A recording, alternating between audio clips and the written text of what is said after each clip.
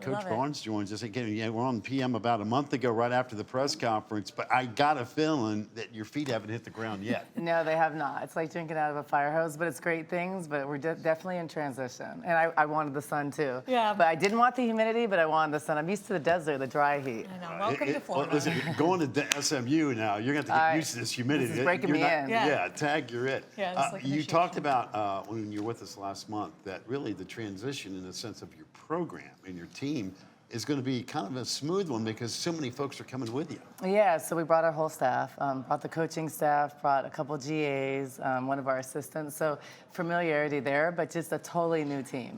So 13 new players. So it's going to be exciting, but definitely work in the making. When you're out there pitching to players, because you brought a couple from Arizona, and then obviously you got to dive headfirst into the transfer portal, what are you pitching now that you have SMU on your chest? How do you do that? Well, I think just as a coach, you're pitching just your success and what we were able to do at Arizona and just the program we were able to build. And then the excitement around SMU. I think there's so many amazing things to sell at SMU. It's an easy sell. I mean, it's in a beautiful city. It's easy to get to. The academics are some of the best in the country. So I feel like SMU has everything you can offer for a great institution and a place where we can be really successful.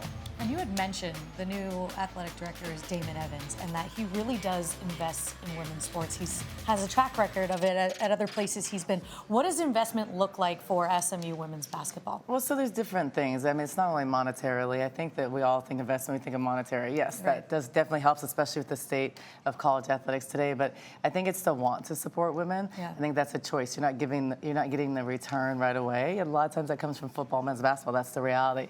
But I think there's so many more parts of it that are important, like community, building up, getting young women to aspire to want to come to SMU when they're from that area, just how big women's basketball is nationally and globally, and it's really on the uptick. You see it in the WNBA, you see it's growing. So, and also supporting women. There aren't a lot of great programs to support great sports, and I think basketball is the hottest right now. Right. So it's a great thing, and I watched him from afar, and he does a great job, and he's someone I wanted to work for. Yeah. Coach, I've covered this event so many years, even before ACC Network started, and it's always fun to me because this is the time of the year that, quite frankly, there's not games going on, and you get newbies, I call the new coaches. Yeah, and I'm undefeated. I know, you got a zero. Your life is great. But it's always fun from this seat to watch new coaches interact now with the old guard, if you will. So with that said, and again, we got football, we got basketball, and on other sports. But what's it like now walking the hallways knowing that, well, guess what? I'm now running the show at SMU, and this is a great, not good, but a great women's basketball league.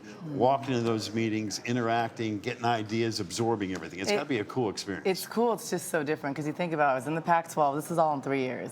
Then the Big 12 for a year, and now the ACC. I would have never thought that. And all completely different styles of play, coaches. You know, in the Pac-12 we had Tara. Right. Tara was leading the way, and she was the vet that you kind of listened to. So I think it's interesting to see coaches you coach against on the sideline, see how they interact, and who's the loudest in the room, who's making the most noise, and who leads it. So for me, I just soak it all in and speak up when need to be, but just learning more about the league and the ins and outs of it, because I don't know a ton about it yet. Now, when you mentioned the different styles of play, what's going to be the biggest difference in the ACC that you anticipate seeing? Well, I think the biggest difference from the Big 12 was the Big 12 was very, girthy inside, a lot of low dominant post players. The ACC is totally guard dominated. Yeah. Athleticism on the perimeter, so completely different. So I think that there's some adjusting that we have to do, but that's kind of the style that we play anyways. And teams without a lot of size inside have had success. Duke is an example. So I'm excited. I think there's really good coaches in this league, and I think it's a really good league. So I'm excited to be a part of it. I am a little disappointed though in you. One thing already. It's the first time. Oh, man. I was looking forward to meeting your husband. I know. See, he's not here. And you just told him to hit the road, right? I did. I said, stay in the desert while I get some of this Florida sunshine. Because for people who don't know, he is on your staff and has been for a very long time. Very successful women's basketball coach really all around the world. What is it like getting to do this journey together? Now going, like you said, from the Pac to the Big 12, now to the ACC. It's amazing because, we met in Italy when I was a pro basketball player. He was a coach for a different team, so he never never would have thought he's going to be jumping all around the country. But I think for him, he loves basketball. He's a very good coach. And I think the old ladies in Tucson are going to be mad because they look forward to seeing him, not our basketball games. But I think it's an incredible journey. And when you do it alongside not only a great coach, but a great partner, I think it's more meaningful. So we're happy. I'm also curious from a scheduling perspective. Again, you're going through this great transition. You got a lot of familiar faces, but yet it's still a new deal. It's a new league, like you pointed out. From a scheduling perspective, what's the game plan? Well, it's always really hard. I think one of the biggest challenges when there's change, there's just a lot of opportunity, and there's stuff's in the air. Then people start calling you, oh, we have this contract. It's like, so we have some of it set, but there's just a lot of moving parts. So scheduling, it's obviously you try to get as many home and homes, but that's not the way it is nowadays.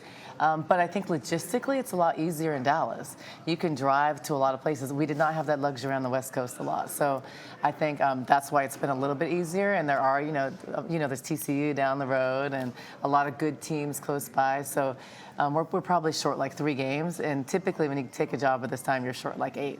So that's not that bad. And I have support. So we talk about support too. Right. We have support to do what we need to do to get things done too. And that's important for your success. Speaking of support, you are in the midst of these spring meetings while also moving your entire family across the country from Arizona to Dallas. We have a place to live. We have everything set for them to come home to. Signing papers today. Let's go. In the moving truck, I told Damon I'm never moving again. So my next move is to Italy to the beach or something, but no. He's going with you if that's the case. He's been talking about that for a long time. It definitely makes you clean stuff out. And the semi we have is ginormous. I was like, how do we have so much stuff? So anyways, but it's been fun times, It's funny how all that stuff just keeps collecting, right? And if you saw the video on my Instagram, you'd be like, what the heck is all that? We got golf carts. But at least I didn't have to change covers. I didn't have the colors. I didn't have to throw away the golf cart. I was going to say, so now you got the blue and the red. I got the red golf cart. The red for sure. Yep. You have a ton of red in your wardrobe, I assume. So I didn't have to change all my wardrobe. That's the important stuff, That's, little things. Well, listen, it's a pleasure again to have you back on the show. Wish you nothing but the best. Thank you. Take care of yourself. Thanks.